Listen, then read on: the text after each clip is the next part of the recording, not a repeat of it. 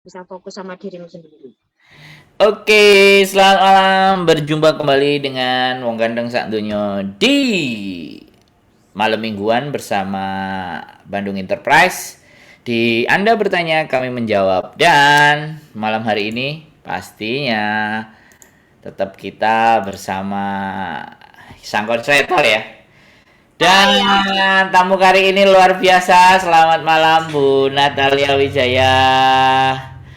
Lama Halo, selamat malam Mas Selamat lama Andri, malam. Kak Kontring, dan teman-teman semuanya. lama tak berjumpa. Akhirnya kita ketemu di sini ya, Bu. Padahal saya itu sebenarnya nungguin loh. Pingin ngobrol sama Bu Natalia loh. Ternyata harus lewat konsletor. Oke, no problem. Bu Natalia sehat? Halo? Sehat semuanya. Maaf, saya agak karena tadi ada telepon yang cukup urgent, maka saya terlambat. Maaf semuanya Tidak ya. masalah, Bu. Tidak masalah. Kita tidak terlalu dalam artian harus tepat waktu itu, tidak. Jadi kita menyadari. Jadi kita bukan tipikal orang yang kaku karena kita menghadapi teman-teman juga yang fleksibel waktunya. Iya, iya, saya Iya. minum dulu.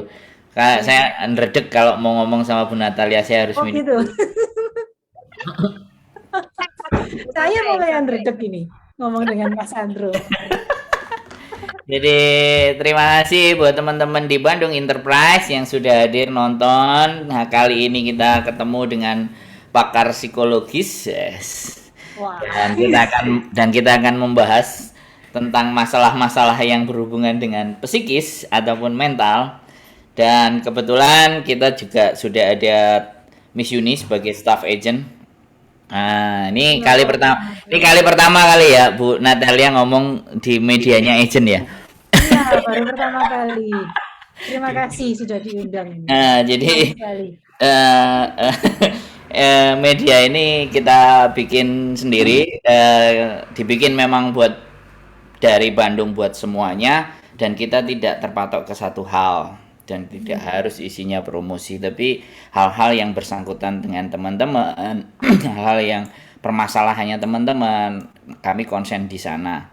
Jadi mudah-mudahan dengan hadirnya Bu Natalia ini akan menambah ya kan pengetahuan teman-teman semuanya. Nah, Ya, saya khususnya dan teman-teman semuanya di Hong Kong. Oke, saya sapa-sapa dulu ya Bu Natalia. Kebiasaan kami in charge in comment. Karena selama ini kalau kita zoomnya orang-orang itu komen itu pelan dan jadi dikumpulin di jawaban di belakang.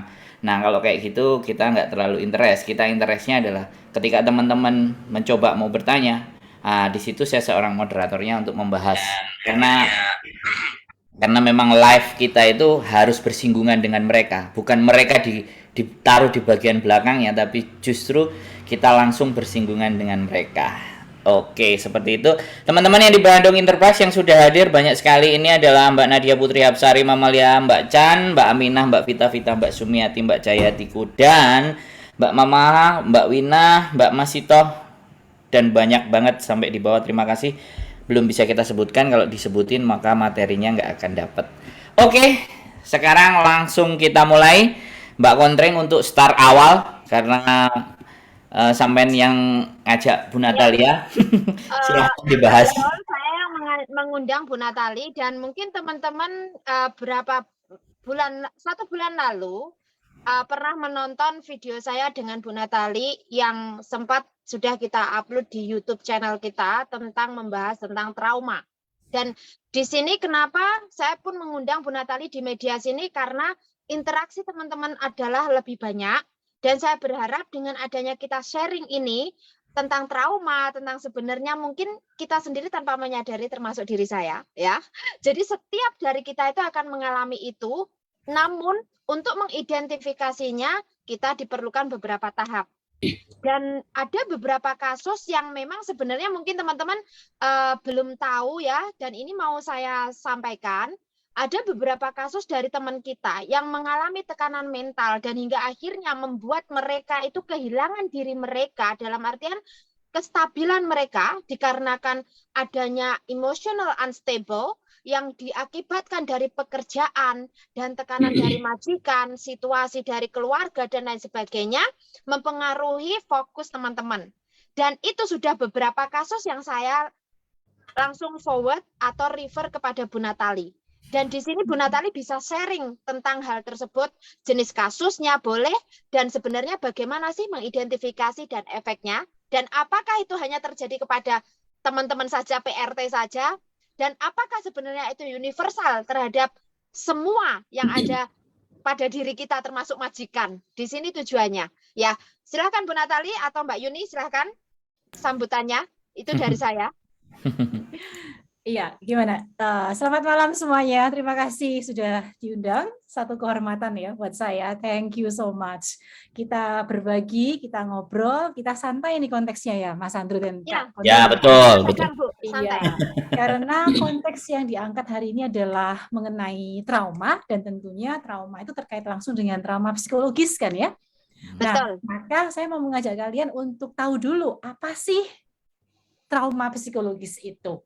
Ya, jadi apa sih pengertian dari trauma, teman-teman ya? Trauma itu sebenarnya adalah berasal dari bahasa Yunani dulunya ya, yang artinya adalah luka, luka atau cedera. Sekali lagi, trauma itu berasal dari bahasa Yunani yang berarti luka atau cedera. Nah, cedera dalam hal mana? Kerusakan dalam hal mana? Adalah kerusakan atau cedera yang terkait pada pikiran dan emosi kita. Maka itu dinamakan psychological trauma, trauma psikologis. Nah, tentu ada banyak hal ini, Kak Kontring, Mas Andrew, dan Kak Yuni ya. Apa yang menyebabkan teman-teman ini bisa mengalami trauma, gitu kan ya? Berdasarkan pengamatan saya di lapangan, teman-teman buruh migran Indonesia yang ada di Hong Kong dan di Makau dan juga di Singapura, Taiwan, dan dimanapun beberapa negara penempatan, itu ternyata banyak sekali teman-teman Indonesia yang mengalami trauma yang berkepanjangan atau yang secara psikologis, dalam ilmu psikologi kita sebutkan dengan trauma kompleks. Ya, trauma kompleks. Apa sih itu trauma kompleks? Trauma kompleks adalah trauma yang terjadi tidak hanya karena satu hal, ya, jadi bisa karena beberapa hal nih. Nanti akan saya sebutkan macam-macam trauma, jenis-jenis trauma. Jadi karena berbagai macam jenis trauma terjadi dalam jangka waktu yang panjang dan tidak terselesaikan. Nah, ini tentu akan mengakibatkan trauma psikologis yang sangat mendalam dan berkepanjangan. Maka dari itu nggak heran kalau di Hong Kong ini kita banyak menjumpai teman-teman yang karena satu triggers, satu masalah, satu stressors gitu ya, kemudian akan jatuh, sangat mudah jatuh pada gangguan depresi, gangguan kecemasan. Itu memang karena trauma mereka atau trauma kompleks yang mereka alami itu belum terselesaikan nih Kak Kontring.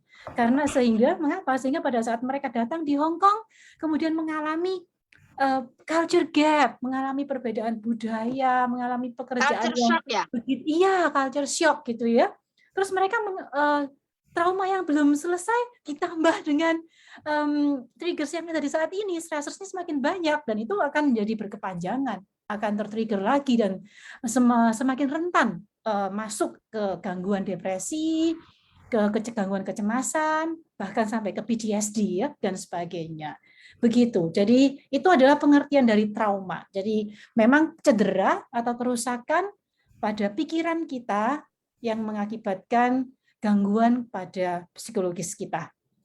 Yang memang disebabkan oleh pengalaman-pengalaman di masa lalu ya atau saat ini, dan sebenarnya terutama adalah pengalaman yang terjadi di masa kecil atau remaja nih Kak Kontring dan Kak Sandro. Ya. Nanti kita bisa bahas lagi. Jadi terutama pada masa kecil, anak-anak dan remaja itu trauma yang terjadi pada saat-saat kecil dan remaja itu akan membekas dengan sangat dalam. Bukan berarti tidak bisa disembuhkan, tetapi karena pada masa kecil dan remaja itu otak manusia mengalami pertumbuhan. Jadi itu adalah masa-masa di mana otak manusia semestinya bertumbuh. Ya, tetapi karena trauma tertentu yang terjadi pada orang-orang tertentu, maka pertumbuhan otak itu tidak maksimal. Sehingga pada waktu pertumbuhan otak tidak maksimal, maka struktur dan fungsi otak berubah. Dan ini yang kemudian tidak terselesaikan jangka panjang bisa menyebabkan PTSD atau yang kita sebutkan Oh, post trauma stress disorder post-traumatic ya. stress syndrome. Ya, Iya. disorder. Ya. Bentar, Bu. Terus itu kan karena terjadi di masa kecil ya.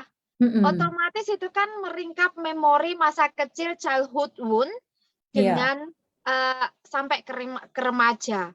Dan ini kan artinya teenager dalam jangka waktu yang dari usia berapa, Bu? Kira-kira hal seperti itu proses secara teori ya. Di sini maksudnya proses secara penelitian psikologi itu sebenarnya dari kita usia berapa sampai ke berapa sih, Bu, itu? Bisa nggak dijelaskan itu? Iya, bisa Kak Kontring. Terima kasih, ini pertanyaan yang penting banget ya. Terutama bagi kita semua, baik yang belum menikah ya, jadi mesti siap-siap itu tindakan preventif ya. Baik juga buat ibu muda ya yang sedang hamil muda, baik juga bagi kita semua. Oke, dari usia berapa ya? Sejak kita di dalam kandungan. Ya, sejak kita di dalam kandungan. Jadi pada saat janin itu ada di dalam kandungan seorang ibu, emosi seorang ibu yang terbawa karena emosi pribadinya sendiri, baik itu dari semua bentuk trauma yang dialami oleh ibu, yang tertrigger oleh pengalaman-pengalaman yang belum selesai, ya, mungkin juga karena relasi dengan suami, relasi dengan orang tua, dan sebagainya. Jadi sejak dalam kandungan, janin, emosi janin, karakter janin itu terbentuk dari emosi atau terbawa dari emosi ibu dan ayahnya. Ya, jadi maka dari itu saya mau mengajak teman-teman untuk aware ya, sadar bahwa begitu penting berharganya setiap manusia.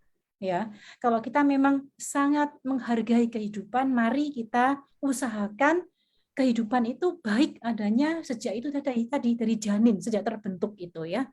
Jadi kita perhatikan baik-baik emosi kita hargai diri kita, karena dengan menghargai diri kita mencintai diri kita, dan dengan mencintai diri kita mencintai semua orang di sekitar kita. Dari janin, Kak Kontring. Ini resepnya bagaimana mencintai diri kita. Pertanyaan ini, mencintai diri kita ada resep. Oke, saya potong, kita langsung bahas ke masalah traumanya teman-teman ya. Kalau bahas trauma sejak kecil, Mbak Konflator ini trauma semua isinya. Jadi nggak habis dia akan dibahas.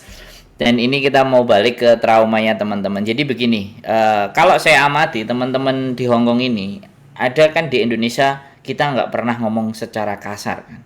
Kecuali kita dilahirkan di pasar atau kita dilahirkan di sesuatu yang keras. Tapi orang Hongkong kalau ngomong kan kasar dan keras. Terkadang bahkan menyakiti hati. Nah, ini apakah ya, sekali lagi ini bisa berhubungan sebagai bentuk trauma? Karena orang tiba-tiba datang terus tahu-tahu dia berkumpul dengan sebuah keluarga yang notabene-nya kalau ngomong pada kasar-kasar, pada keras-keras, nggak ada yang lembut-lembut ya. Karena di Hongkong ada yang old, orang-orang yang lama, ada juga orang-orang yang mungkin kerjanya di pasar, ada juga majikannya yang sifatnya kalau ngomong itu kenceng-kenceng semuanya, dan ada yang high education, jadi kadang ngomong itu pelan-pelan. Nah, ini terhadap sound ya. Jadi apakah itu juga mempengaruhi psikologis teman-teman di saat sebenarnya punya kemampuan, tapi gara-gara dengan suara yang keras terus kaget, terus jadi pekerjaan itu agak terlunta-lunta, bagaimana Bu mengatasinya untuk hal semacam itu? Jadi ada dua mestinya pertanyaannya Mas Sandro ya. Yang pertama adalah apakah itu termasuk trauma, gitu kan? Yang kedua adalah kalau termasuk trauma, bagaimana nih mengatasinya? Nah, ini penting teman-teman ya. Oke, jadi trauma sebelum dikategorikan menjadi trauma ya, sebelum ya. Nah, itu ada fase yang namanya acute stress disorder. Acute stress disorder. Jadi apa itu kalau di bahasa Indonesia kan ya? Gangguan stres akut. Stres akut. Ya. Depresi. Oke, itu gangguan stres akut.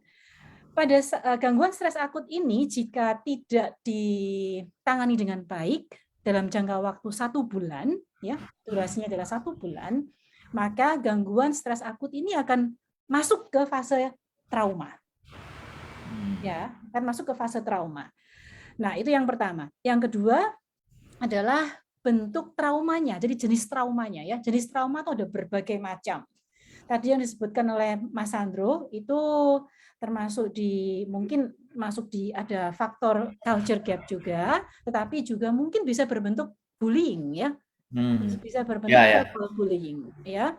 Atau juga bisa berbentuk emotional abuse, pelecehan emosional. Yes. Ya, jadi verbal bullying dan emotional abuse itu juga termasuk dalam jenis-jenis trauma. Ya, termasuk dalam jenis-jenis trauma. Tetapi sekali lagi yang perlu kita garis bawahi bersama adalah sebelum fase trauma, ya, itu ada satu fase yang dinamakan gangguan stres akut. 1 bulan. Dalam jangka waktu 1 bulan ini setiap dari kita memiliki kemampuan untuk aware, untuk sadar, oh ini loh yang sedang terjadi. Nah, kesadaran ini menjadi sangat penting, Kak Sandro dan Kak Kontring, ya, karena pada saat kita sadar hal ini terjadi pada saya misalnya emotional abuse, ya, atau terjadi pada saya verbal bullying, ya. Nah, pada saat kita sadar, maka kita juga bisa mengidentifikasi perasaan atau emosi saya, ya kan? Pada saat saya bisa mengidentifikasi, maka saya bisa berhati-hati atau jaga-jaga, gitu ya.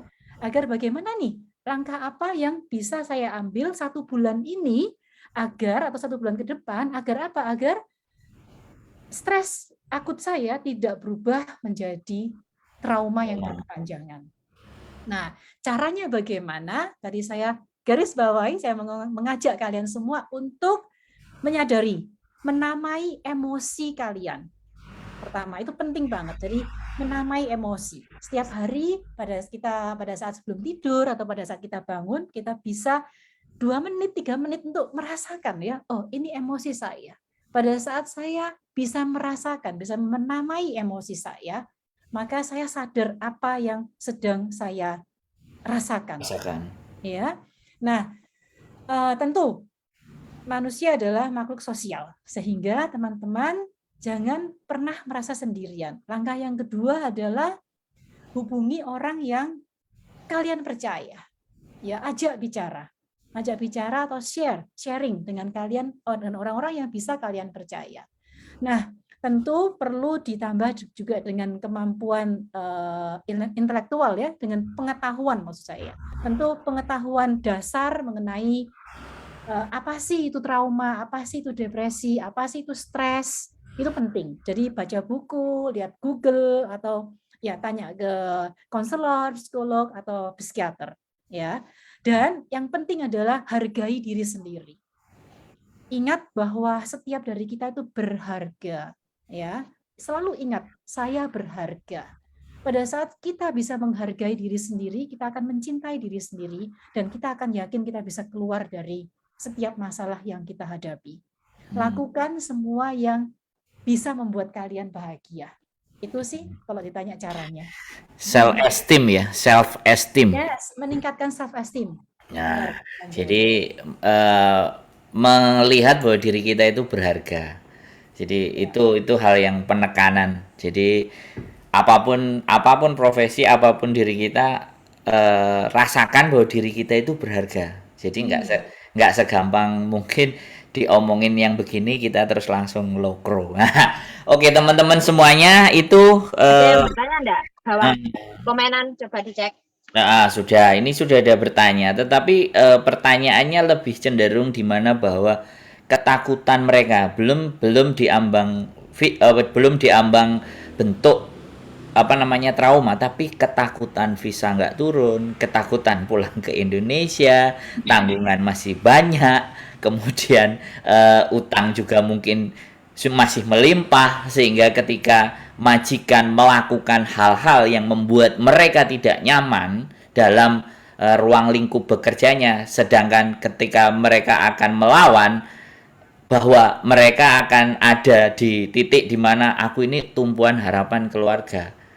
Nah, ini loh, ini sebuah pilihan yang paling banyak dialami sama teman-teman. Di saat dia mencoba untuk berani, tapi di belakang dia itu jadi tumpuan. Nah, ini loh, ini saya rasa penting menurut Bu Natalia. Nah, mereka itu dihadapkan di ada dua pilihan di mana kalau kesini hatiku yang remuk, psikologiku yang hancur. Kalau aku nggak begini, terus bapak ibuku di rumah siapa yang ngirimin, anakku mau sekolah siapa yang biayain. Nah, apakah ini nanti akan menjadi bentuk di mana mereka akan menjadi trauma atau bagaimana caranya mengeluarkan perasaan yang seperti itu bahwa oke, kalian harus hadapi ini dunia. Bagaimana dan seperti apa, silahkan Bu Natalia.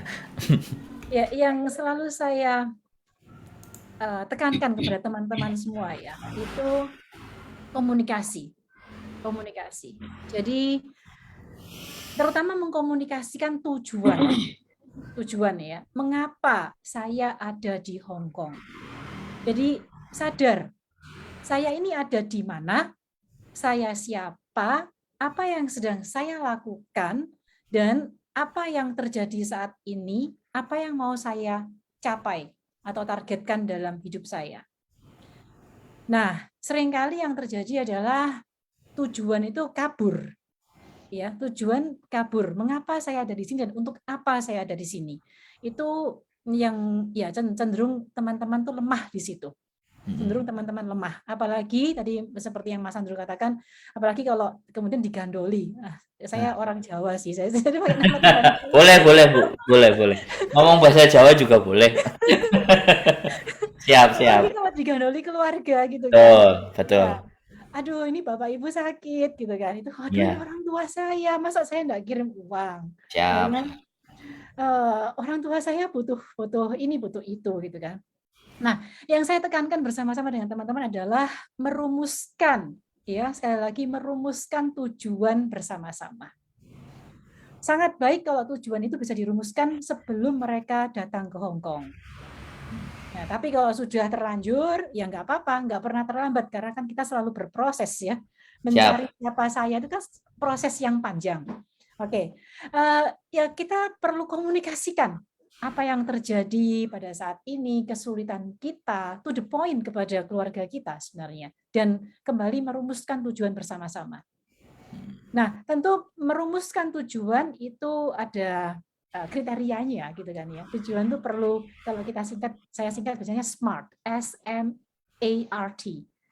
Tujuan itu perlu S, spesifik. Ya, tujuan itu perlu spesifik. Jadi pada saat kalian merumuskan tujuan itu perlu spesifik.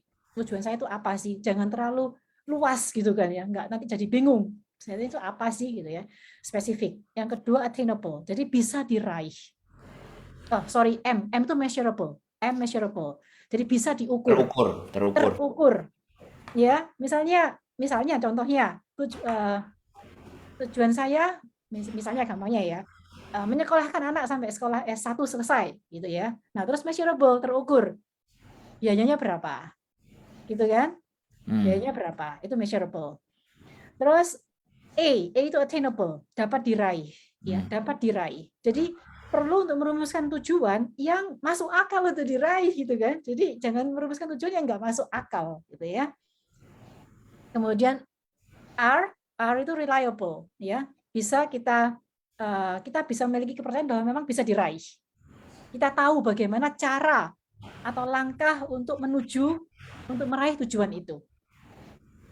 Oke. Dan yang terakhir itu T itu timeline. Time ya. Jadi kita tahu benar tujuan itu kita breakdown. Kita tahu ini mau dicapai dalam jangka waktu misalnya 10 tahun. 10 tahun yang akan datang, saya mau menyekolahkan anak saya selesai S1. Nah, terus dari tujuan yang 10 tahun ini, kita akan breakdown.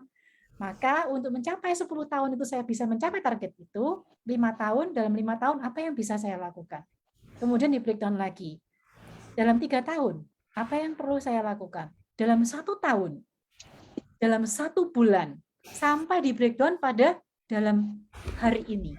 Ya, jadi dengan jelas sudah tahu, oh hari ini saya mau melakukan hal-hal yang positif untuk apa? Untuk mencapai target saya di 1 tahun ke depan, 3 tahun ke depan, 5 tahun, dan 10 tahun ke depan. Nah, tentu di dalam hidup kita ini akan naik turun ya. Jadi apa yang kita rumuskan 10 tahun yang lalu mungkin ya sudah berubah gitu kan, atau perlu kita ubah. Nah, maka kita perlu juga duduk untuk merefleksikan atau melihat kembali apakah tujuan itu masih masuk akal gitu ya. Nah, tentu juga ada beberapa peristiwa dalam hidup yang kadang-kadang kan membuat tujuan kita perlu fleksibel untuk berubah gitu kan ya. Nah, pada saat itu kita perlu segera mengkomunikasikan lagi. Jangan kemudian dipendam sendiri gitu ya. Saya lihat teman-teman itu semua dipikul sendiri. Sehingga sudah ada trauma di masa kecil, belum selesai, masa remaja, kemudian ditambah beberapa Majikan. dan di Hong Kong, majikan yang rewel dan sebagainya, nggak selesai-selesai, ditambah tidak bisa komunikasi atau tidak berani mengkomunikasikan langsung dengan keluarga di Indonesia, malah ditanggung sendiri semuanya, malah dan biasanya itu Bu, biasanya telepon agen. Nah, ini Mbak Yuni yang kena. Oh. Gimana Mbak Yuni? Unmute. Punya trauma. Unmute Mbak Yuni. Buka. Sorry. Oke. Nah, ini yang saya amati dari tadi ya. Dan iya, tentang trauma saya sedikit paham dengan apa yang dijelaskan oleh Bu Natalia. Tapi yang saya tanyakan adalah gimana membedakan antara trauma dan pura-pura trauma, atau depresi dan pura-pura depresi. Karena ini yang sering saya dapatkan. Aduh. Nah, ini ya saya bingung ini Bu, sebagai agent, kalau mereka bilang trauma sama agent yang tidak tanggung jawab, oke, saya bisa pahami. Nah, giliran saya tanggung jawab, saya yang di PHP, Bu. Saya yang kena damprat tiap kali, dan omongan saya tuh dibalik. Jadi dia ngomong sama saya A, saya bantu A, ternyata dia katanya B. Nah, dia bilang trauma, otomatis kan saya orangnya nggak terimaan, dan ini pelajaran baik buat saya, tapi sekarang saya koreksi dua belah pihak. Kalau dulu kan nggak, saya terima laporan, saya langsung damprat majikan. Dan saya tidak melihat ke sisi sebelah, Bu. Jadi saya cuma melihatnya itu di CC-nya aja. Tapi sekarang saya, kenapa? Karena saya sering di PHP-in, dapat laporan palsu dari mbak-mbaknya gitu loh. Jadi gimana membedakan mana yang asli, mana yang palsu? Karena nangis kadang-kadang nggak asli, Bu. Bingung saya jadinya. Tapi ya ini kenyataan. Memang saya sering curhat sama Mas Andro sampai pusing mau nolong atau mau motong, Mas. mau bunuh. Ini malah sebenarnya Mbak Yuni sendiri yang kena trauma. Saya kena trauma. Kenapa saya hampir kurang sedikit, Bu, saya dilaporkan ke labor department karena anak ini mengatakan bahwa dia cari majikan, tanda tangan, data semua masuk, anaknya back out dan menghilang. Sementara majikan menuntut saya. Nah, saya malah kena trauma, tapi saya merasa enjoy aja karena life must go on, kontring yang bilang. Jadi saya dari situ belajar untuk lebih baik lagi, tapi saya tuh yang menghadapi depresi beneran sama trauma, atau gimana saya milahnya, Bu? Saya yang stres kayak gitu, malah sekarang saya sendiri yang stres. Iya. Nangisan buaya. Iya. Oke, lanjut boleh. Oke, jadi iya, kata trauma yang pertama, kata trauma itu sendiri ya. Mungkin teman-teman ini saya bisa mengerti karena memang kan tidak semua dari background yang psikologi gitu ya, sehingga kata trauma sendiri mungkin penempatannya tidak jelas gitu ya. Maksud saya adalah sebenarnya apa sih trauma? Jadi saya tadi menyebutkan sebelum fase trauma, masuk ke fase trauma itu ada fase yang namanya gangguan stres akut, dan itu 1 bulan. Dan tentu ada hal-hal yang bisa men-trigger, jadi menyebabkan trauma itu sendiri. Dan pada saat sudah masuk ke fase trauma, itu dampaknya adalah pada kemampuan atau fungsi individu itu baik secara fisik ataupun psikologis. Oke, jadi maksud saya adalah tidak bisa semua hal begitu saja kita anggap sebagai satu trauma. Tentu ini butuh assessment dari profesional. Nah, sama juga dengan gangguan depresi atau gangguan kecemasan. Ya, jadi ini butuh assessment, screening dan assessment dari psikolog atau psikiater.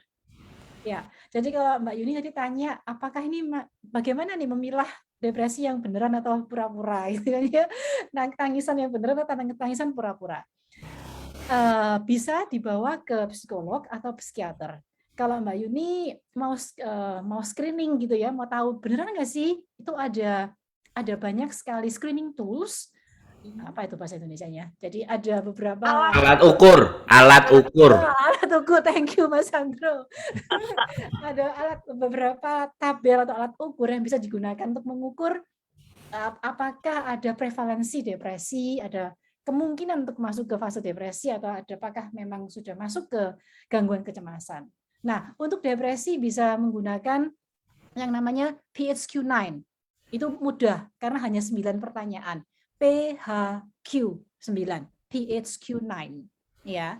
Nah, itu ada kriterianya, Mbak Yuni. Jadi ada 0, 1, 2, 3, ya. Yang pertama itu ada berdasarkan gejala-gejala orang depresi, ya.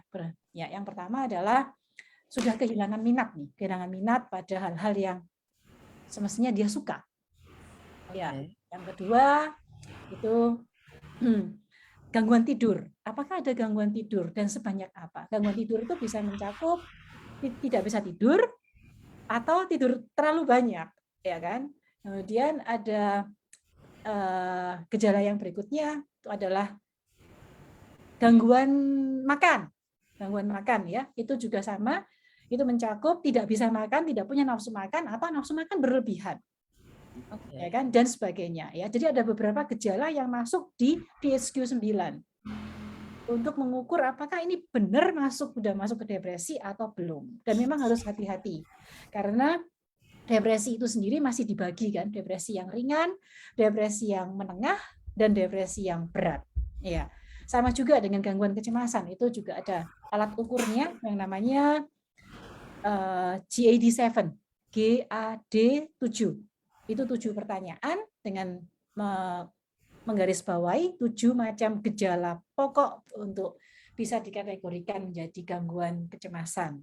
Ya, jadi benar atau tidaknya perlu diinterview dan interview memang dengan interviewing skills ya, dan saya yakin Mbak Yuni bisa ya, dengan interviewing skills kita bisa melihat dengan detail atau bisa menginterview dengan detail dengan berbagai macam pertanyaan. Tentu perlu sabar mendengarkan dan juga melihat termasuk gerak-gerik dia, mimik dia, pandangan mata, kemudian cara berbicara, intonasi dan sebagainya.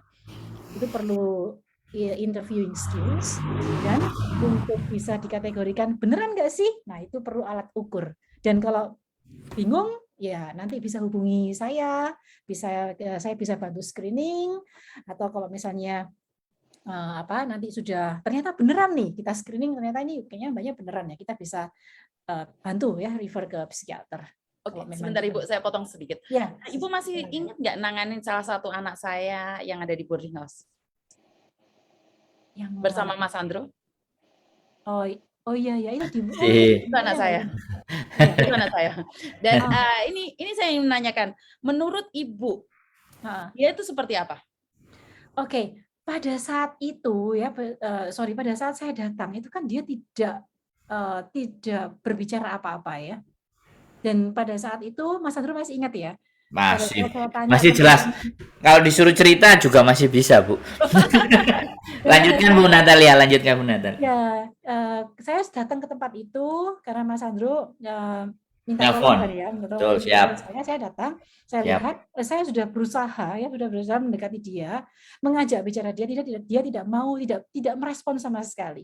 Tidak merespon sama sekali ya. Jadi dia tidur begitu aja, tidak merespon sama sekali. Terus dari teman-teman yang tinggal di situ itu kan bilang dia sudah tidak makan beberapa hari ya Mas Sandro ya. Siap, betul. Bahkan tidak minum ya. Betul. Yes. Ya, karena dia tidak bergerak dalam arti memang kayaknya self neglect ya, itu bisa kita kategorikan self neglect. Terus tidak merespon saya, terus ditambah katanya tidak makan, tidak minum sudah beberapa hari. Maka langkah yang bisa kami ambil ya hanya telepon ambulans waktu itu. Ya, sehingga saya juga karena tidak merespon saya juga tidak tahu apakah dia ini mental stage-nya dia seperti apa. Saya juga nggak bisa apa-apa kalau dia tidak bisa membantu dirinya sendiri. Ya, sekali lagi seorang konselor, psikolog, psikiater, kami tidak bisa bergerak banyak kalau si klien atau si pasien ini juga tidak bisa membuka dirinya. Terus kami bisa apa gitu kan? Kami hanya bisa telepon ambulan waktu ada itu. interaksi ya, jadi tidak ada respon dari yang memang itu alasannya kenapa dari saya pribadi kalau misal dilapor Mbak Kontring, sebentar. Saya teruskan kasus yang tadi. Oke, Bu. Soalnya setelah kenapa saya kadang-kadang merasa bingung ini benar atau tidak? Karena dia cerita sama saya bahwa dia semuanya ingat dan dia tahu apa yang dia lakukan dan dia juga dengan jelas mengatakan bahwa dia baik-baik saja. Dia bilang kalian aja yang heboh. Terus ini seperti apa? Ini apa? Maksudnya ada apa? Saya jadi bingung gitu loh. Dengan situasi seperti itu sampai KJRI mengatakan bahwa saya kurang tanggung jawab karena membiarkan di boarding house sampai lama. Tapi saat dia mau pulang Indonesia mengatakan bahwa dia baik-baik aja. Nggak ada masalah. Katanya saya yang terlalu heboh saja. Ini apa? Karena saya sangat beruntung Bu Natalia lihat dan sebagai bukti bahwa memang dia tidak melakukan interaksi. Dia tidak melakukan apapun, makan tidak, mandi tidak, sama sekali. Tapi dia sangat jelas dengan semua yang apa dia katakan, dan dia tahu. Nah, ini yang sebenarnya lama sekali saya simpan, saya ingin menanyakan, dan saya tidak tahu harus nanya sama siapa. Ini contoh apa? Maksud saya adalah, apakah dia punya tujuan untuk mendiamkan diri atau membiarkan semuanya? Karena dari rumah sakit, dokter itu kan telepon saya, Bu. Sampai Mas Andro bilang, piye iki. Saya sendiri piye iki, karena polisi juga nggak mau, rumah sakit nggak mau. Nah, dan setelah dia pulang, dia bilang dia nggak apa-apa, Bu. Itu gimana? Terima kasih. Oke. Ya, jadi self-neglect, tidak memperhatikan dirinya sendiri lagi. Ya, sebenarnya di sini sudah ada beberapa gejala yang cukup memperkuat atau yang bisa memperkuat bahwa teman kita ini mengalami gangguan depresi. Ya, ada beberapa gejala. Ya, yang pertama adalah self neglect. Dia tidak makan, tidak minum, tidak mandi, ya tidak memperhatikan dirinya sendiri selama beberapa hari. Oke, karena ditolak ukur depresi itu adalah selama 2 minggu terakhir. Ya, seberapa sering kamu melakukan hal ini gitu ya. Nah, kalau dia sudah beberapa hari self neglect seperti itu, maka kemungkinan besar dia sudah mengalami gangguan depresi yang menengah sampai ke berat. Ya, menengah sampai ke berat. Oke, yang kedua, gejala yang dialami adalah menangis ya. Dia sering menangis. Dan itu terjadi, itu menurut pengakuan teman-temannya ya. Saya tidak melihat dia sendiri menangis karena dia waktu itu tidur, tapi dia sering menangis dan dia memiliki gangguan tidur. Jadi dia kalau jam tidur itu katanya teman-temannya dia bangun kemudian dia mau lari dari tempat itu. Ya, jadi gangguan tidur, kemudian self neglect, terus ditambah lagi adalah sorry kok saya tiba-tiba ngeblank. Oke, kalau ngeblank kita yang ganti yang ngomong, Bu. Natalia pikir dulu nanti. Saya potong, saya ingat lagi. Nggak apa-apa, Bu. Tenang aja. Saya ingat. Nggak apa-apa, Bu. Ini nggak ujian Neptanas, Bu. Tenang aja. Ya, terus ada lagi adalah dia bicara sendiri ya, meskipun tidak banyak ya. Yes. Jadi dia bicara sendiri. Jadi memang ada beberapa gejala yang dia alami. Dan itu karena saya tidak interaksi dengan dia, maka saya tidak bisa memberikan judgement bahwa dia depresi. Tetapi dari gejala-gejala yang dia alami, kemungkinan besar dia mengalami depresi menengah ke berat, ya, atau bahkan berat ya. Ini Mbak Yuninya hilang. Ya, nggak apa-apa. Oke, saya sambung, Bu. Jadi pada prinsipnya sebenarnya dia juga tipikal karena dia agent, kemudian ada anaknya yang seperti itu, ya kan? Otomatis tidak ada ahli psikologi dan psikiater yang punya tes, kemudian dia terus ditelepon sama bose, jadi merasa dia ditekan juga gitu loh. Makanya karena dia ditekan juga terus harus lapor gimana, bose Miss Yuni, majikannya kita bilang, majikannya Bandung juga nelpon anak ini gimana, dilaporin KJRI balikin ke agent. Nah, akhirnya terus saya ngambil solusi untuk menghubungi Bu Natalia dan akhirnya ambulans masuk di rumah sakit. Kemudian ya sudah dirujuk dari Wancai terus dirujuk ke rumah sakit Chaiwan. Nah, di Chaiwan itu dia sembuh. Jadi menurut saya ya, Di situ sebenarnya sempat ditolak juga loh, Bu. Waktu di rumah Iya. sakit itu mengatakan bahwa dia tidak apa-apa.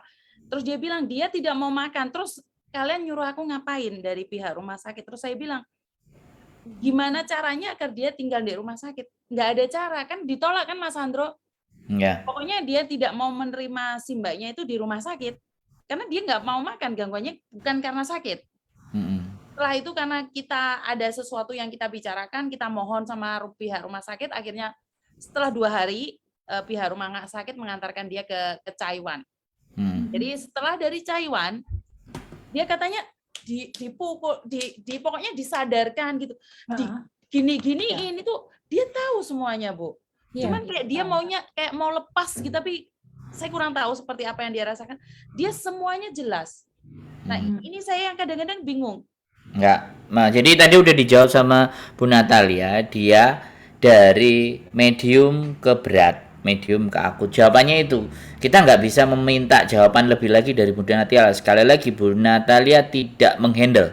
Tapi kalau Bu Natalia akan handle dan akan dihadapi sama dia, kita akan tahu sampai sejauh mana, gitu loh, Miss. Jadi, jadi itu, jadi batasannya di situ. Lanjut, Bu Natalia.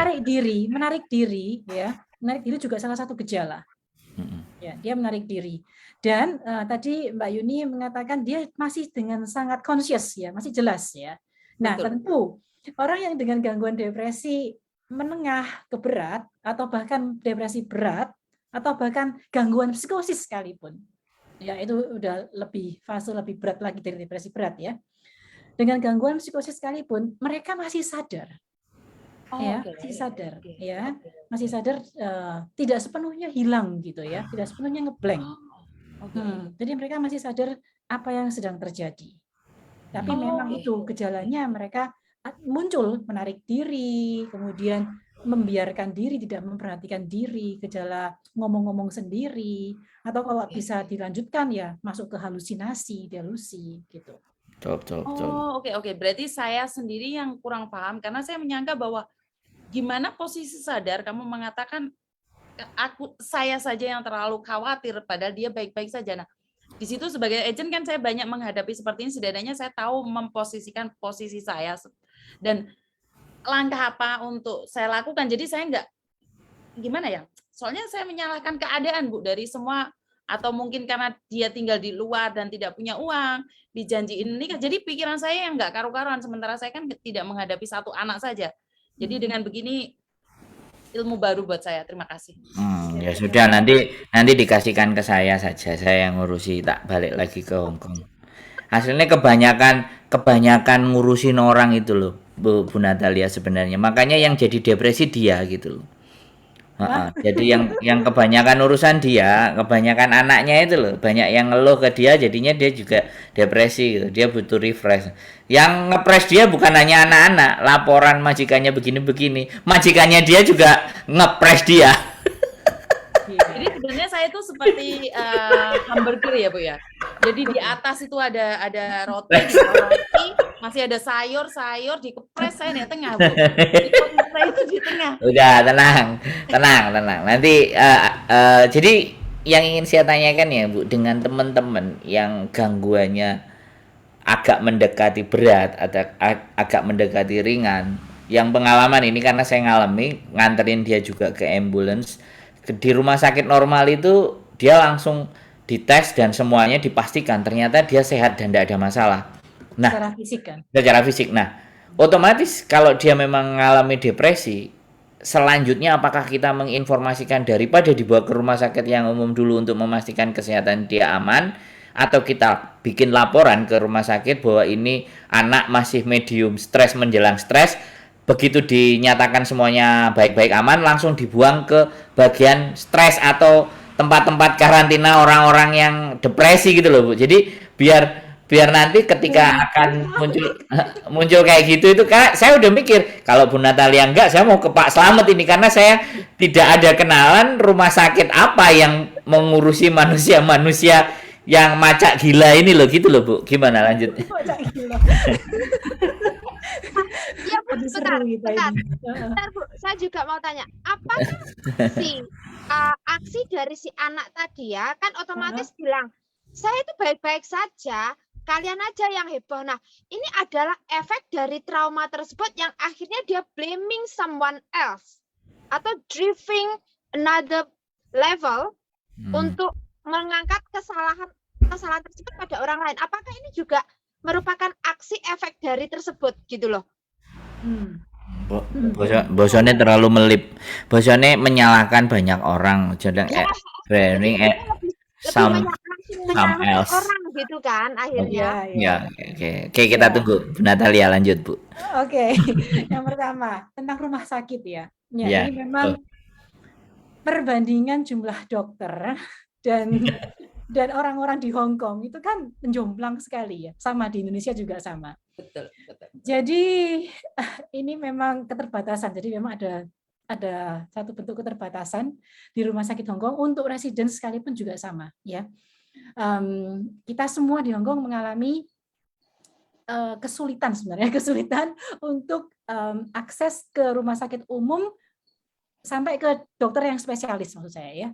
Kesulitan dalam arti adalah perlu proses menunggu jangka waktu yang cukup panjang, kecuali emergency, yang sangat emergency. Ya, jadi untuk kasus-kasus yang emergency itu kita bisa telepon ambulans, kemudian dibawa ke rumah sakit, kemudian secara fisik akan cepat ditanganin, gitu ya. Nah, tetapi secara fisik cepat ditanganin, kalau belum sampai ke emergency melukai diri atau percobaan bunuh diri, ya, kalau belum sampai ke tahap yang sangat ekstrim itu, maka biasanya juga tidak langsung di-refer ke psychiatric department. Tidak langsung di-refer ke psikiater di rumah sakit umum. Nah, ya, yang saya mau bilang di sini adalah Mbak Yuni dan teman-teman yang ada di Hong Kong, nanti pada saat teman-teman kita itu kalau masuknya by ambulance ya ke AED rumah sakit tertentu, maka secara fisik tentu akan diperiksa dulu karena fisik itu periksa darah, tekanan darah dan sebagainya ya. Kemudian kalau perlu CT scan dan sebagainya. Nah, setelah hasilnya keluar, tolong kalian bisa minta ke dokter yang menanganin untuk di-refer ke psikiater. Ya, kalau memang perlu, di-refer ke psikolog atau psikiater yang ada di rumah sakit itu. Nah, tetapi memang sekali lagi karena jumlah dokter yang sangat terbatas, maka biasanya refer menunggu proses yang panjang. Jadi bukan 1 minggu atau 2 minggu, kecuali untuk kasus yang langsung bunuh diri atau yang melukai diri yang ekstrim ya. Tapi kalau tidak sampai se-ekstrim itu memang perlu proses yang ya kita perlu sabar menunggu. Ya bisa 1 bulan, 2 bulan atau bahkan 6 bulan. Nah, tentu dalam proses menunggu yang panjang itu kan kelamaan kan. Nah, terus bagaimana nih kalau sampai 6 bulan menunggu? Tentu silakan welcome saja, welcome untuk hubungi kami di Peduli Kasih. Sorry ini sedikit promo ini. Oh ya, loh itu disampaikan Bu, penting itu. Ya, hubungi kami di Peduli Kasih. Nah, nanti saya dan kawan-kawan kami bisa bantu secara psikologis ya, dan juga secara fisik kami bisa mendampingi ke rumah sakit bertemu dengan dokter. Nah, memang keterbatasannya ada. Jadi untuk sebentar Ibu, kalau saya refer ke situ kan tidak ada biaya untuk mbak-mbaknya atau seperti apa. Jadi setidaknya kan saya jelas gitu. Ada biaya nggak buat mbak-mbaknya? Nah, ini yang refer untuk konselor ya, kami tidak menarik biaya sama sekali ya. Nah, dan juga untuk psikolog. Nah, yang untuk psikiater ini kami ada program kerjasama dengan psikiater di Hong Kong. Nah, ini ada program-programnya gitu ya. Jadi nanti kalau pas ada programnya, nanti itu semua tidak ada biaya, ya, tidak ada biaya. Mantap, Peduli Kasih pokoknya garis bawahnya. Silahkan. Sambil menunggu apa? Sambil menunggu proses menunggu psikolog atau psikiater di rumah sakit umum. Karena tidak semua bisa bertemu dengan psikolog dan psikiater di rumah sakit umum. Saya mau hari ini, saya mau ketemu minggu depan, nggak bisa. Jadi rata-rata teman-teman, kecuali yang langsung ekstrim ya, bunuh diri atau melukai diri yang sudah mengancam keselamatan, itu bisa ditangani langsung. Atau di-refer langsung ke psikiater di rumah sakit umum. Tetapi kalau tidak sangat ekstrim, mereka butuh menunggu bahkan sampai 6 bulan atau 1 tahun. Oh, oke Bu, sebentar. Ya. Masalah bunuh diri kan kemarin sempat ada anak saya yang telepon mengatakan bahwa sebenarnya masalah komunikasi. Setelah saya komunikasi nggak ada masalah. Cuman dia sering ngancam. Saya tidak tahu dia sedang mengancam siapa.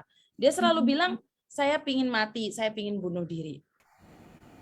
Saya sebagai agent, saya selalu untuk saat ini saya bisa ngangkat telepon, masih bisa bicara. Kadang-kadang saya kan libur atau acara keluarga, saya tidak bisa ngangkat telepon. Nah, ini sejauh apa sampai mengatakan bahwa sebenarnya masalah pekerjaan yang ringan kan diomeli majikan dia mau bunuh diri. Itu di tahap yang seperti apa, Ibu?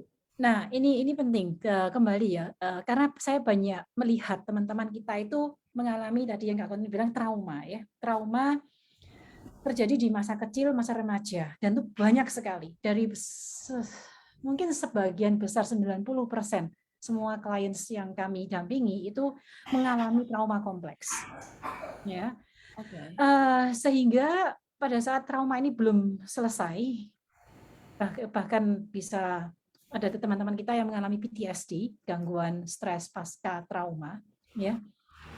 Nah, pada saat ini belum selesai, dan rata-rata orang Indonesia, rata-rata mereka tidak menyadari bahwa mereka mengalami gangguan-gangguan kesehatan.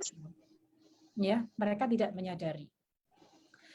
Nah, pada saat gangguan ini tidak selesai, Mbak Yuni dan teman-teman, mereka rentan, bahkan sangat rentan untuk apa? Untuk masuk ke atau untuk mengalami gangguan-gangguan kesehatan mental yang lainnya. Ya, jadi dari trauma, kemudian mereka masuk ke gangguan depresi, gangguan kecemasan, dan gangguan yang lainnya. Nah, pada saat teman-teman kalau mendekati Mbak Yuni atau teman-teman yang lain, kemudian mengatakan, saya mau bunuh diri, saya mau mati aja. Nah, kita perlu aware ya, kita perlu hati-hati. Mengapa? Kita perlu tanya dengan jelas riwayat mereka. Teman-teman tolong ditanya dengan sabar, dengan didengarkan mereka. Biasanya teman-teman yang punya pikiran bunuh diri atau pikiran melukai diri, saya mau bunuh diri, saya mau mati, itu kan pikiran ya, pikiran. Biasanya teman-teman yang punya pikiran negatif itu rata-rata mereka punya pengalaman-pengalaman yang negatif di masa lalu. Atau bahkan pernah mencoba atau pernah melakukan usaha bunuh diri atau melukai diri. Ya, jadi harus ditanya dengan jelas apakah yang pernah apa yang pernah terjadi di masa lalu kalian, apakah kalian pernah melakukan usaha itu. Nah, perlu ditanya ya. Dan kalau memang pernah, itu kita harus hati-hati karena mereka adalah kelompok yang lebih rentan lagi untuk melakukannya lagi yang kedua kali atau ketiga kali atau bahkan berkali-kali. Jadi perlu disikapi dengan segera, Mbak Yuni. Oke. Gampang, Miss. Kalau ada yang mau satu lagi.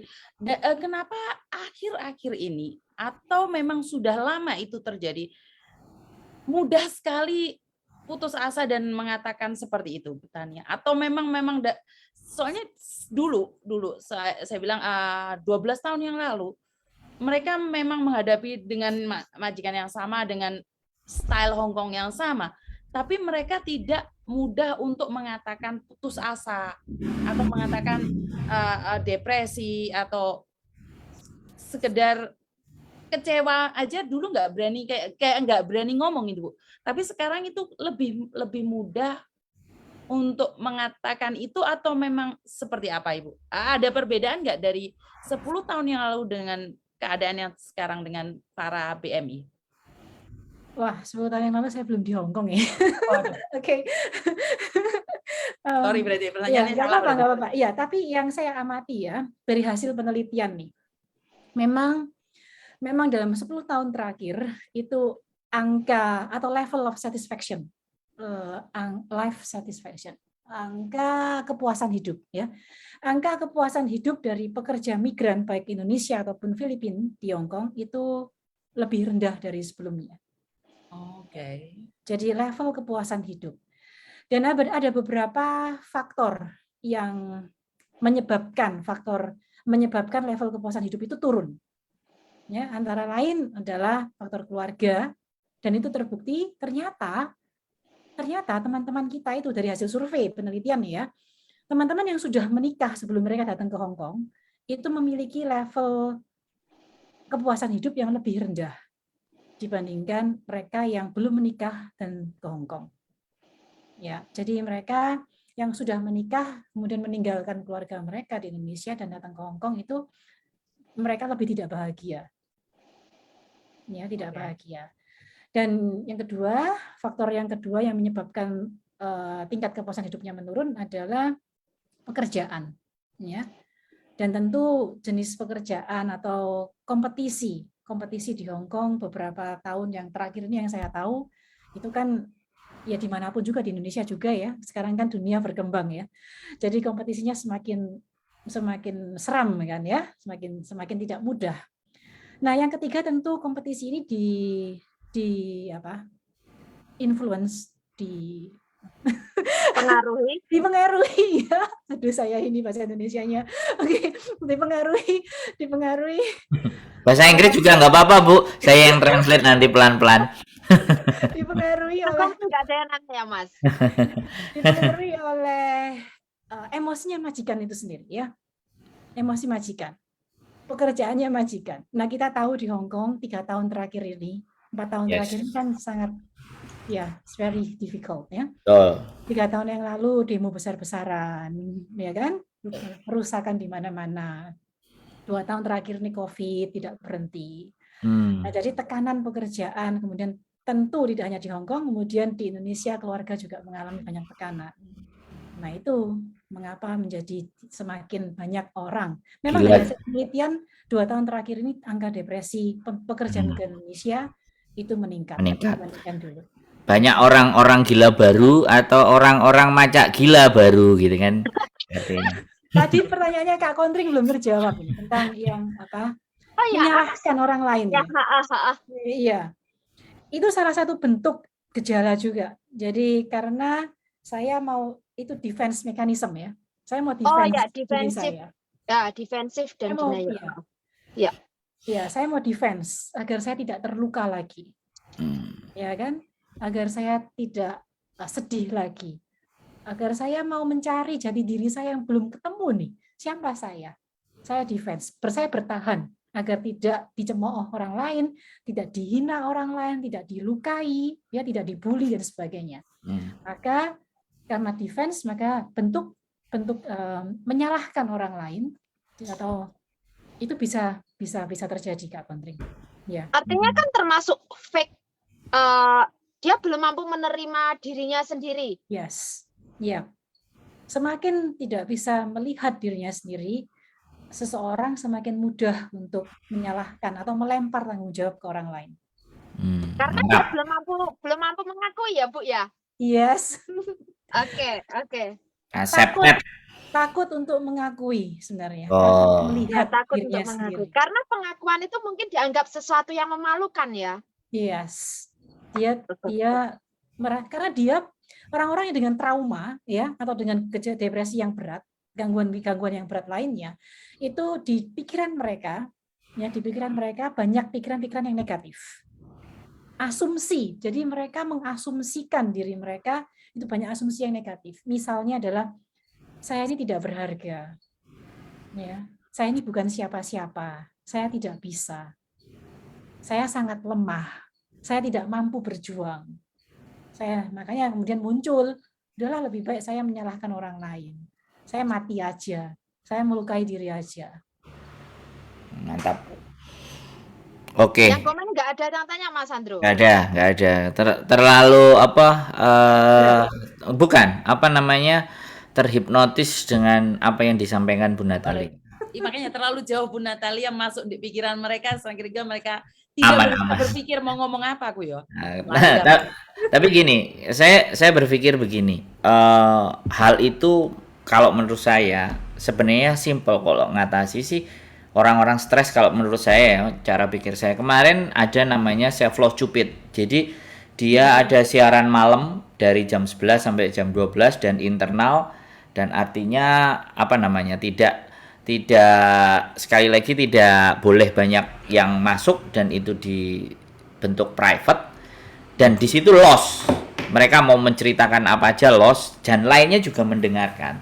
Nah, ini sebuah iklim yang bagus sebenarnya. Cuman aku nggak ngerti yang mengelola siapa, ya yang mengelola si Mbak Kriting itu, dan mungkin dia juga sibuk atau bagaimana. Terus akhirnya one on one, terus ada aku nggak ngerti kelanjutannya. Tapi suatu ketika kalau misalnya Bu Natalia itu bikin, saya pasti akan promokan dan campaignkan itu gitu loh. Karena sekarang kita lihat ya, konten apa namanya, page curhatan BMI.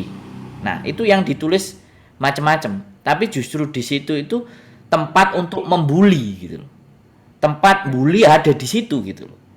Jadi menurut saya ini bukan sesuatu hal yang bagus iklimnya, malahan justru di situ orang yang mau naruh perasaannya atau pikirannya harus lebih siap dihantam, karena sekali lagi kalau persoalan apa namanya masalah pribadi itu harusnya disimpan rapat-rapat, tidak banyak yang tahu, tapi hanya diketahui oleh orang-orang yang memang kompetensinya di situ, sehingga untuk bisa mengantisipasi. Cuman saat ini saya nggak ngerti di Hong Kong apakah sudah ada dan bagaimana forum itu akan terus berkembang.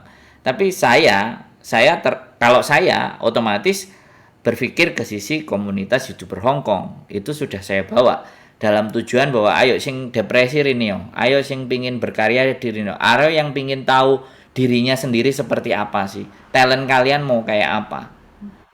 Ada juga yang bikin kue, cake, tapi ya kembali lagi masalah itu tetap ada, karena kalau mereka libur, sekali lagi mereka tidak memikirkan healing. Kan zaman sekarang kan ngomongnya healing, nggak tahu caranya healing. Jadi akhirnya masalah itu datang terus. Padahal hari Minggu kalau dia mau berkarya dan karya itu dilanjutkan, dia punya tujuan, dia punya progres. Alhasil majikan ngomel apapun, aku punya mainan baru, aku punya sesuatu baru. Jadi dia mampu mengalihkan konsentrasinya, dia tidak ke arah majikan bersuara atau berbunyi atau berkomentar, tapi lebih ke arah tujuannya mereka gitu loh. Nah, mengalihkan konsentrasi supaya tidak ke lebih banyak depresinya, ke lebih banyak bersyukurnya atau lebih banyak senengnya. Nah, apa ya, media apa atau langkah apa yang bisa kita kampanyekan, Bu? Ini menarik loh, Bu, ini. Ya, saya sempat berbicara dengan Mbak Kontreng juga, kalau Bu Natalia ada, kasarannya orang ngomong, aku tempat ada untuk mereka ngumpul, soalnya sebenarnya hari Minggu ya, Bu ya. Yeah. Mas Andro bisa tahu, saya tuh agent, Bu, tapi saya jadi tempat curhatan. Jadi sebenarnya saya itu agent, dan curhatannya itu bukan anak saya, Bu. Makanya saya kadang-kadang malah nanyain, Mbaknya dari Bandung bukan? Bukan, tapi boleh nanya kan. Jadi saya tuh, WhatsApp saya tuh penuh dengan masalah. WhatsApp saya tuh sampai saya malah kebobolan anak yang mencari majikan, malah saya nggak bisa nyari. Jadi makanya saya lempar ke Mas Andro juga. Jadi sebenarnya seperti yang Mas Andro katakan tadi, kalau ada satu tempat di mana ngumpul mereka, ada satu yang bisa ngasih tahu mereka seperti apa itu, dan mendengarkan mereka ngomong. Kadang-kadang saya sampai nanya, Bu, butuh solusi atau butuh didengerin aja? Dan mereka bilang, tolong dengerin, Cah. Dengerin, jadi saya cuma bilang, Jadi saya sendiri kadang nggak tahu dia ngomong apa. Dia cuma butuh saya dengerin. Dan lagi kita kan agent, Bu. Jadi kadang-kadang saya kena tekanan tadi kayak hamburger tadi. Jadi kalau Ibu ada solusinya, saya malah acungkan 2 jempol. Terima kasih. Oke, thank you. Sebenarnya ini Bu Natali, kita ini ya sekedar kayaknya kita itu butuh workshop, tapi face to face. Jadi tidak sekedar online. Kalau online kan susah ya, mengidentifikasi diri sendiri secara online itu sebenarnya susah. Yes, benar. Nah, jadi mungkin kita membuat workshop grup, karena itu nggak bisa banyak kan ya, harus dengan beberapa small group seperti itu, dan sukarela, mungkin itu awal yang bagus, Bu. Jadi memberikan fasilitas itu kepada teman-teman secara gratis, ya kan, enaknya ngomong. Nah, yang mau memang untuk mengakui itu susah ya, seperti tadi, mengakui itu susah. Nah, itu loh. Untuk berani melihat siapa saya secara objektif itu susah memang. Ya, susah banget. tetapi bukan berarti tidak bisa. Nah, itu workshop. Ngomong-ngomong tentang workshop, iya, ini Peduli Kasih Hong Kong, kami ada modul 1 dan akan segera, sebenarnya sudah kami rilis bulan lalu ya. Promokan Bu, promokan. Ngomong aja yang kenceng, boleh. Ya, jadi akan ada workshop berikutnya juga. Jadi akan secara rutin kami adakan. Nama modulnya adalah Cultivating Wellness. Jadi pertumbuhan utuh ya. Bertumbuh secara utuh, gitulah ya. Bertumbuh secara utuh. Dan tentu salah satu subtopiknya adalah self understanding. Jadi mengenal diri sendiri. Wah, mantap Bu. Nah, dari modul itu nanti tujuannya adalah kita bisa mengenal apa sih itu bertumbuh secara utuh. Jadi ada 8 aspek dalam kehidupan kita yang perlu seimbang. Ya, ada aspek pekerjaan, aspek sosial, psikologi dan sebagainya. 8 itu perlu seimbang. Kemudian yang kedua adalah kita perlu mengidentifikasi diri kita secara objektif ya. Kita bisa melihat diri kita. Itu penting karena mengapa? Setelah kita melihat siapa kita, apa yang pernah terjadi, apa yang sedang terjadi, dan apa yang kita mau gitu ya. Nah, setelah itu kan kita bisa bertumbuh menjadi pribadi yang kuat ya, resilience ya, tangguh dan bertumbuh dari trauma luka kita yang pernah kita alami. Dan kita bisa membungkus luka itu dengan perspektif yang baru. Itu tujuan dari modul. Ya kita kayaknya aku mau ikut dong. Nah, ya dia sebenarnya orang depresi itu Bu. Konslator itu. Jadi menutupi depresinya dengan berbicara, speak up itu paras. Jadi diarahkan ke hal yang positif. Sebenarnya juga ikut Bu, saya termasuk yang depresi nih kayaknya. Saya nggak ikut, saya mau videokan saja. Saya mengkampanyekan saja. lanjut Bu. Sebenarnya nggak perlu khawatir ya teman-teman yang misalnya, saya ini rasanya kok depresi ya, saya mengalami beberapa gejala itu ya. Nggak perlu khawatir karena ya dari hasil penelitian membuktikan bahwa kebanyakan orang dan bahkan hampir setiap orang ya itu sebenarnya sedikit maksudnya ada yang ringan gitu kan ya, pernah masuk dalam fase depresi ya. Tapi mungkin ringan, ada yang sedikit menengah, ada yang menengah ke berat, ada yang sangat berat gitu ya. Jadi normal-normal saja kalau kita mengalami beberapa gangguan atau gejala. Kalau saya sih untuk mengatasi kedepresian dan segala sesuatu itu sebenarnya teman-teman itu kurang berpikir yang lebih mendalam, nggak bisa berfilsafat. Jadi sebenarnya langkah untuk menyembuhkan depresi itu sebenarnya thankful kan Bu, cuman satu kata aja, bersyukur. Nah, memaknai bersyukur ini loh yang nggak banyak semuanya tahu gitu. Jadi memaknai bersyukur itu hanya ketika dia dapat alhamdulillah, dapat puji Tuhan. Tapi dia tidak memaknai ketika aku dapat ini harus diapain. Dengan aku dapat ini tuh aku mau ngapain gitu. Dapat hidup yang kayak gini tuh aku harus kayak gimana. Nah, aku bisa masih bernafas itu harus gimana. Terus ketika majikanku marah-marah, aku harus melihat tidak skeptis kan, melihat lebih luas di mana bahwa loh ternyata Ukraina malah dibom. Jadi mengalihkan cara berpikirnya ke hal di mana banyak orang tidak bisa menerima sesuatu yang seenak kita. Jadi mereka fokus kepada penderitaannya, bukan fokus ke rasa bahagianya sih.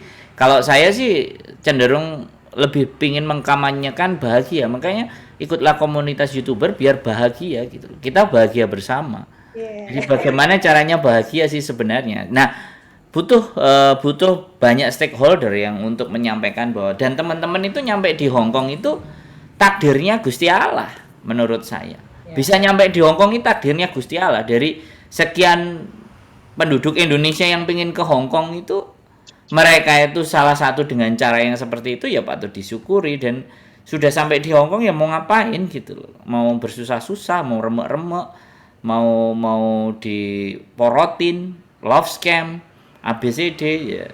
Aku ingin sebenarnya benar-benar juga ayo gitu. Nek mau berbahagia bersama dengan saya, modalnya nggak banyak gitu.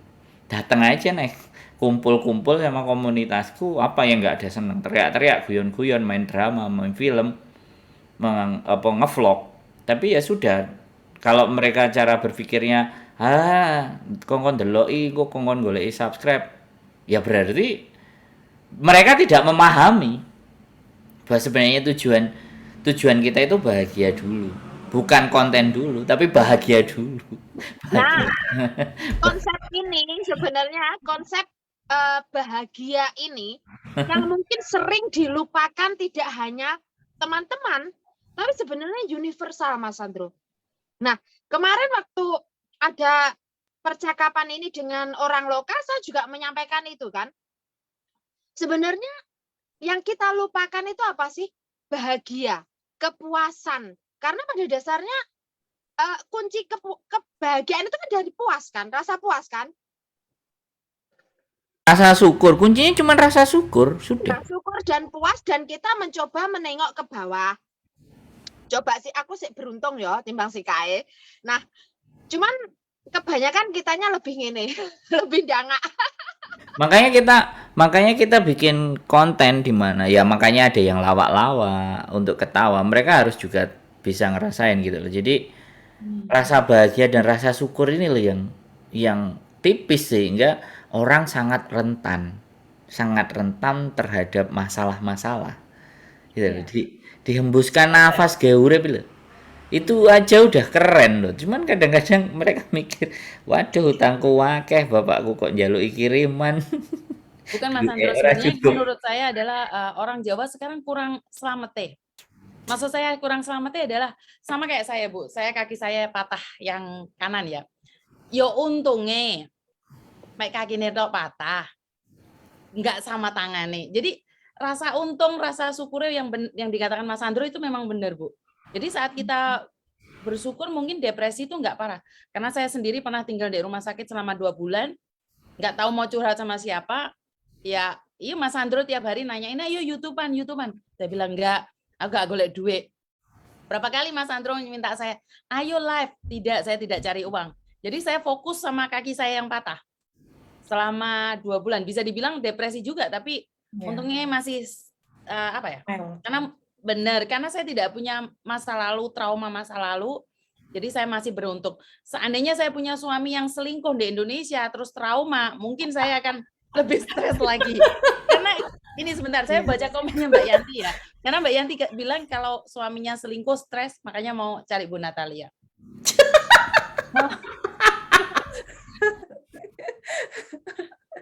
Oke.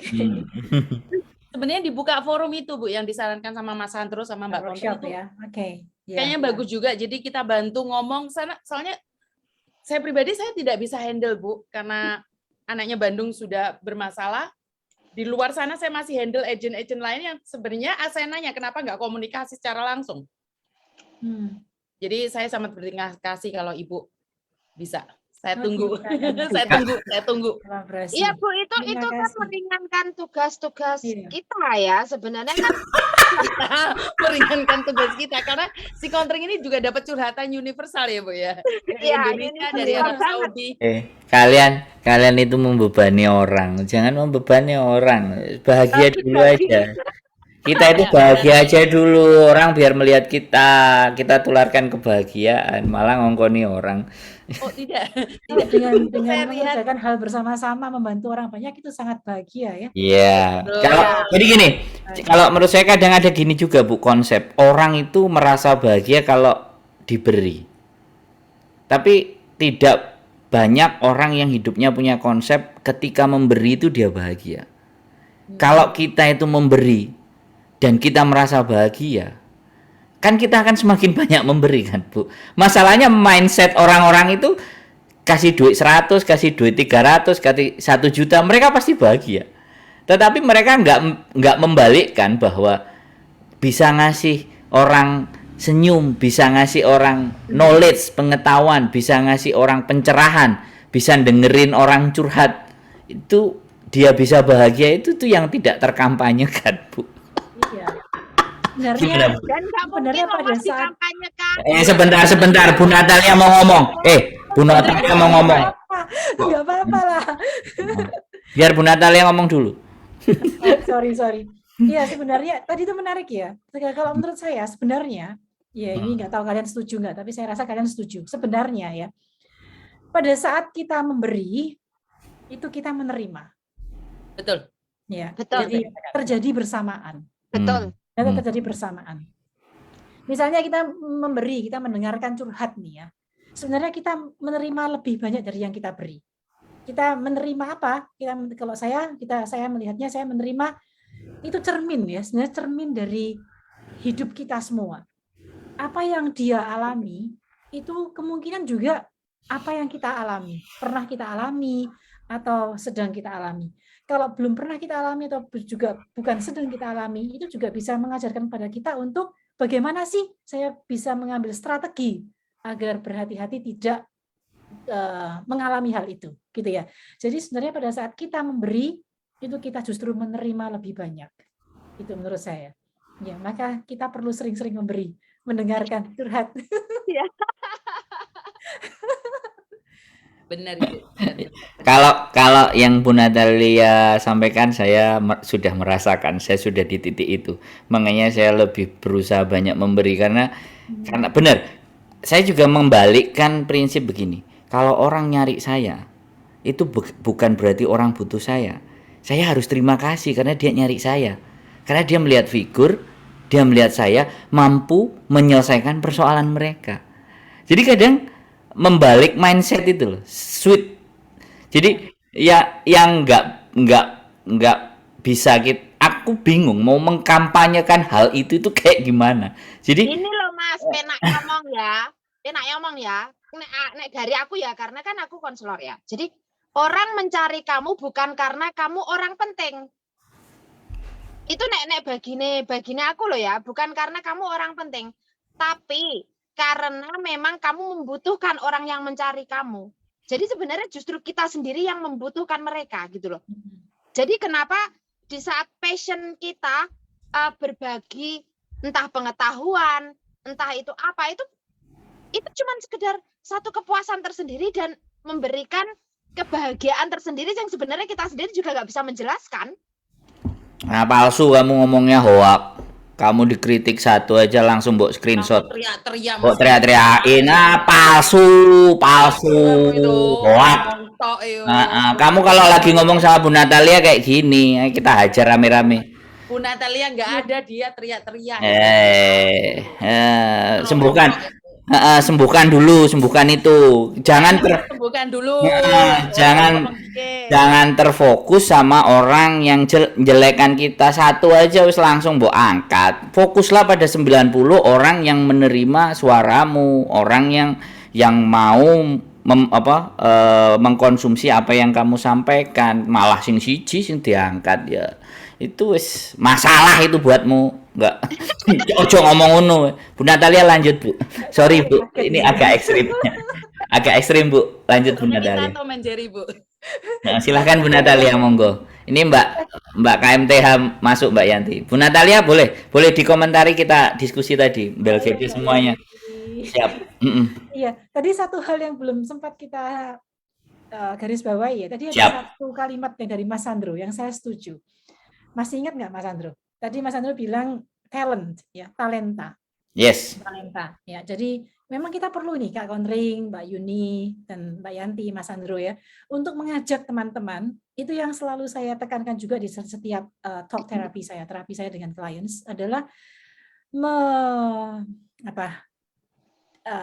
membantu klien untuk menemukan diri mereka dengan mengidentifikasi talenta yang mereka miliki. Mengapa? Dengan mengidentifikasi talenta yang mereka miliki, mereka akan pelan-pelan belajar bersyukur bahwa saya punya talenta, saya juga punya kekuatan-kekuatan yang bisa membuat saya bangkit, ya, bangkit dari setiap masalah yang saya hadapi. Nah, itu yang selalu saya ajak teman-teman untuk terapi di situ. Dengan menemukan talenta dan kekuatan. Tetapi di saat yang sama juga setelah mereka menuliskan talenta dan kekuatan, saya juga mengajak mereka untuk menuliskan juga kelemahan mereka. Ya, jadi talenta, kekuatan, kelemahan, kemudian hobi, bakat dan minat. Itu perlu dituliskan. Mengapa perlu ditulis? Karena kita orang Indonesia kalau nggak ditulis, memang kita malas menulis ya rata-rata ya. Tapi kalau nggak ditulis itu hanya lewat begitu aja, ya, dan akan lupa. Nah, tetapi kalau dituliskan tidak perlu panjang gitu, nggak perlu, tapi hanya poin-poinnya saja kan. Nah, itu kalau dituliskan kita tempel di sebelah ranjang, kita tempel di tempat yang mudah terlihat, kita akan selalu ingat. Dan kita bisa bicara dengan diri kita sendiri untuk menguatkan. Saya adalah orang yang diberi talenta oleh Tuhan, saya punya kekuatan-kekuatan, hobi, bakat, dan minat saya. Nah, kelemahan itu juga perlu dituliskan. Mengapa? Karena kita juga perlu sadar bottom line kita. Ya, setiap manusia punya kelemahan dan kita perlu mengakui. Dan pada saat kita menyadari kelemahan kita, kita tahu bahwa itu adalah borderline kita. Ya, agar kita tidak mudah jatuh ke peristiwa-peristiwa yang tidak kita inginkan sebenarnya. Mantap, Bu. Mantap, Bu. Selamat malam semuanya. Terima kasih sudah diajak bergabung. Silakan mau ngomong. Curhat selingkuh tuh. Iya, Kak. Tadi seru banget sih baru bisa komen di fanpage-nya Bandung. Saya juga mendukung, Bu, kalau di tempatnya Bu Natali itu ada kayak konseling seperti itu, karena biar nanti teman-teman yang depresi karena ditinggal selingkuh itu tidak melulunya jalurnya ke hukum, Bu. Kalau mereka curhat sama saya, kan saya selalu kasih solusi mereka, keluarganya mau dilanjut apa mau diselesaikan, kan gitu, Bu, solusi saya. Tapi lebih ke konseling mental. Sebenarnya yang mereka butuhkan itu adalah dukungan mental, dukungan dari segi psikis ya, Bu, ya. Jadi kalau misalnya mereka pasti yang dulunya suaminya itu setia, katanya sebelum ditinggal ke Hong Kong, katanya sehidup semati gitu kan.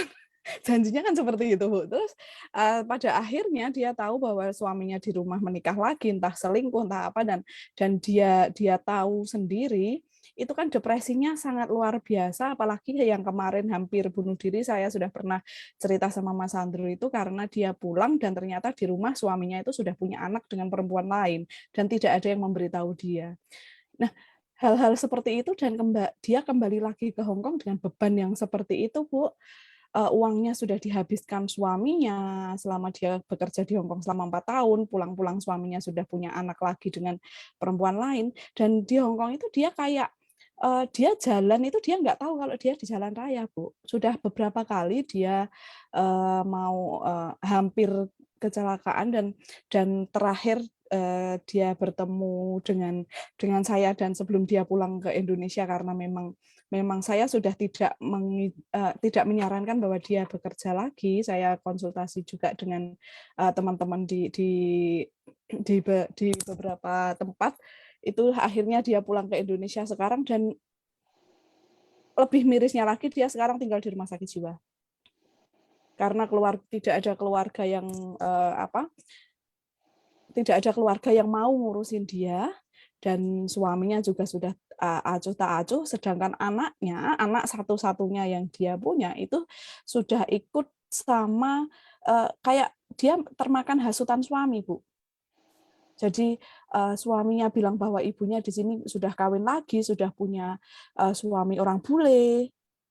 Karena majikannya memang dulu bule, terus dia ada foto-foto sama majikan, itu yang digunakan suami untuk mendoktrin anaknya, untuk meracuni pikiran anaknya. Padahal dia di sini juga pekerjaannya seperti itu. Nah, sekarang dia di rumah sakit jiwa, dan saya berharap sekali teman-teman yang ada di Hong Kong ini tidak ada cerita-cerita seperti itu di selanjutnya. Nah, mungkin dengan Bu Natali nanti akan membuka tempat untuk konseling, hal-hal seperti ini mungkin nanti bisa diminimalis, Bu.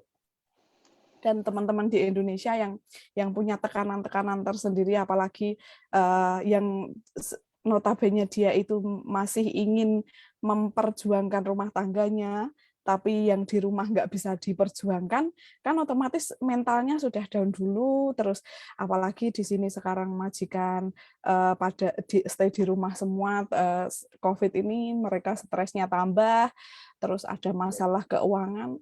Jadi semuanya campur aduk jadi satu. Kalau mentalnya nggak kuat, ya itu tadi, Bu. Jadi Saya dukung Bu 100% kalau memang Iya, nanti saya akan promo. iya, terima kasih Mbak Yanti. Semoga teman kita tuh segera baik ya. Iya Bu, Ya, amin, amin. tragis sekali. Ya, 4 akan tahun di bikin. Hong Kong. Iya. Nggak bisa ngomong apa-apa saya. Saya masih bisa dan saya masih punya solusi kalau untuk itu. Kita cari Pak Purnomo. Pak Purnomo menjadi baik. Jadi di konten YouTube itu dia ngumpulin orang-orang yang gila dan sembuh. Dan disembuhkan di tempatnya dia. Jadi saya selalu berusaha kalau orang bilang nggak ada solusi, nggak ada masalah, ya kita cari aja, kita infokan sama Pak Purnomo, dibikin konten sama Pak Purnomo, selesai.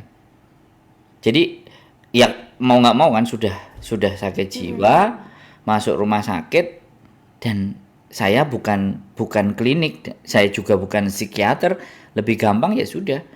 Wawasan saya pernah ada Pak Purnomo selalu datengin orang-orang sakit, ya udah saya tak rujuk ke situ aja. Tapi sebenarnya kalau masih di Hong Kong sama Bu Natella sama Pak Slamet juga selesai kalau itu. Sebenarnya kalau saya sih sebenarnya kepingin apa ya? Kan ada satu podcast di situ berisi tentang curhatan yang sangat memilukan. Dan apa namanya manusianya itu disembunyikan ceritanya. Jadi dia itu sembuh dari masa yang sangat depresi dan itu dikumpulin dan itu jadi cerita-cerita.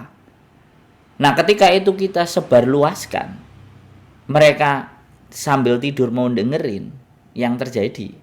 Wah, kayak gini ya dampaknya. Seperti ini ya. Jadi mereka akan aware, akan harus. Jadi kalau saya lebih cenderung sebelum. Jadi kita campaign sebelum. Jadi kalau kita campaign kalau yang sesudah itu ya wis mau nggak mau rumah sakit jiwa kan. Tapi kalau sebelum, effort yang kita lakukan itu akan banyak banget. Dan karena saya YouTube pasti konten. Pasti saya arahnya ke konten. Karena apapun cerita, konten itu lebih banyak gampang nge-share, ya kan? Gampang nge-share, gampang mereka konsumsi, gampang mereka dengerin, sangat gampang banget gitu loh. Kalau kita ngumpulin, mereka suruh dateng, itu masih menurut saya ya sekali lagi, masih wajahku ketok apa? Mas aku telepon, ya wis, tutup ono kresek wajahmu. Gak usah nyeneng lo jenengmu, ceritalah apa. Nyalain, rekam, naikin, selesai. Saya setuju Mas Andro. Karena itu yang saya lakukan kan. Di Bandung saya ngelakuin itu. Dan ini terjadi ya Mas Andro karena mbak-mbaknya sekarang yang datang ke kantor Jingwan itu langsung masuk di privat di kamarku dan mereka bilang, "Cek boleh nggak aku curhat bukain kamera?" Kasih mereka mau curhat bukain kamera. Kasih aku aja ke Miss itu gampang. Kirim aja nanti. Oke, soalnya kan dengan saya sibuk. Makanya aku udah tahu Bu Natalia ini apakah good idea? Soalnya kenapa? Mereka bisa meluahkan dan saya tidak bisa mendengarkan. Silakan. Karena saya di kantor cuma sendiri. Ini bagusnya dengan idenya Mas Andro itu saya setuju. Silakan Bu Natalia. Kan kata-katanya Ibu. Karena saya menjadi manusia nggak pingin bebanin orang dan nyuruh orang, tapi saya maju dengan cara saya sendiri. Silakan Bu Natalia dikomenin. Iya, boleh. Boleh, silakan, saya juga setuju podcast kan ya. Ya, studi kasus juga itu bagus juga untuk studi kasus. Jadi teman-teman yang mendengarkan bisa merasa tidak sendirian. Ternyata saya tidak sendirian di Hong Kong. Dan selain merasa tidak sendirian, mereka juga bisa belajar kan. Kita semua saling belajar. Jadi belajar, oh ternyata gini loh solusinya gitu ya.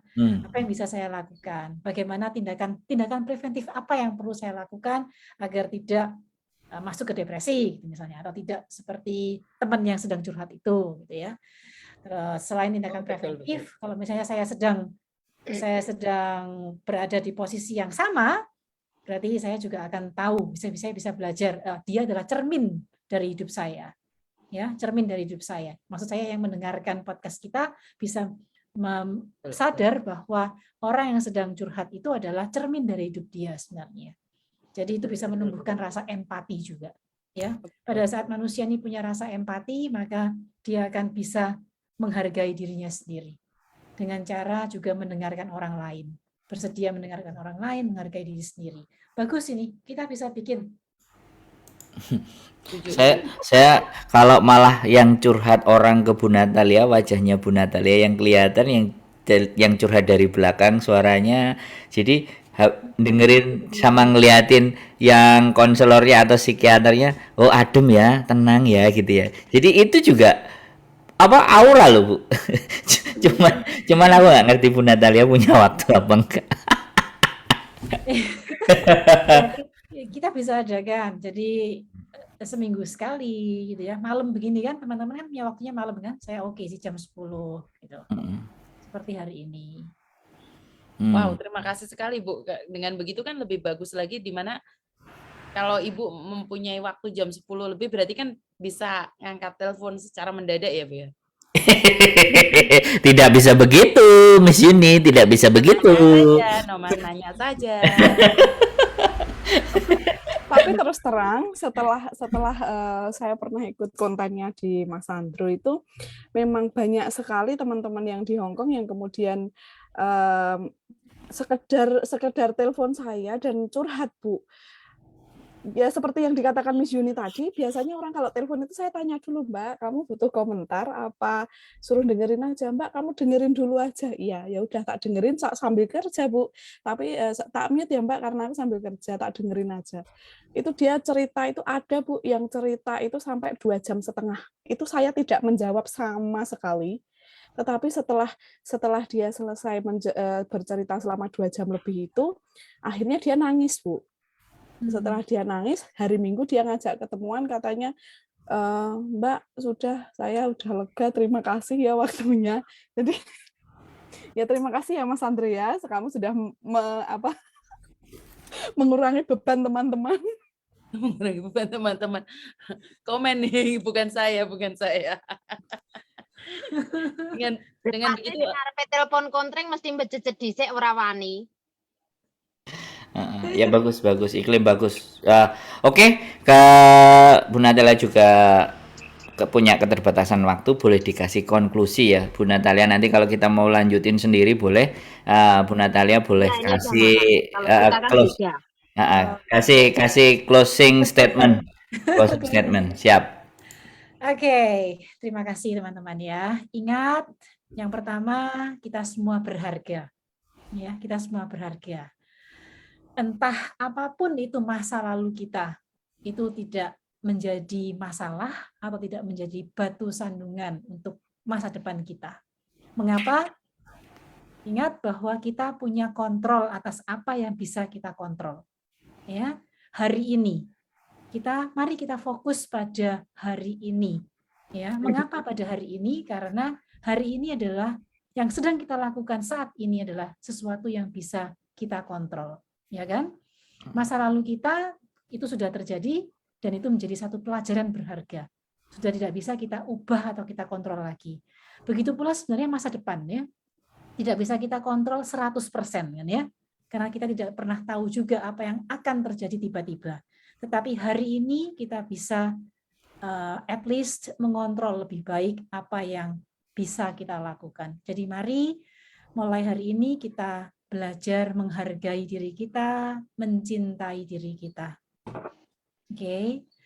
Jadi trauma di masa lalu biarlah memang pernah terjadi, tetapi mari kita bangkit hari ini, kita merumuskan tujuan kita mencintai diri dengan melakukan semua yang kita bisa membuat kita gembira, kita bersosialisasi, kita terbuka, kita saling mendengarkan satu sama lain, kita memberi. Karena dengan memberi, kita juga menerima lebih banyak ya, dan kita akan lebih bahagia. Bersyukur, tuliskan talenta kalian, bakat dan minat, kekuatan dan juga kelemahan kalian. Ya, gitu aja mungkin dari saya. Nanti kita sambung lagi ya. Iya, terima kasih Bu Natalia sudah hadir kalau di Bandung Enterprise-nya, dan kemungkinan ini akan saya tutup. Untuk teman-teman di Bandung Enterprise, sekali lagi di Bandung Enterprise-nya saya tutup live-nya, tapi kalau Zoom-nya mau dilanjutin, kalau Bu Natalia mau izin pamit ya terima kasih banyak. Kalau masih mau dilanjut juga nggak ada masalah. Kelihatannya teman-teman masih mau lanjut. Gitu aja, selamat malam. sekali lagi saya ucapkan banyak terima kasih buat teman-teman yang sudah nonton di Bandung Enterprise. Mudah-mudahan apa yang kami sampaikan, apa yang kita bicarakan di sini bisa memberikan manfaat buat saya pribadi dan pada teman-teman semuanya umumnya. Terima kasih. Bandung Enterprise selalu memberikan solusi terbaik untuk Anda. Terima kasih dan selamat malam.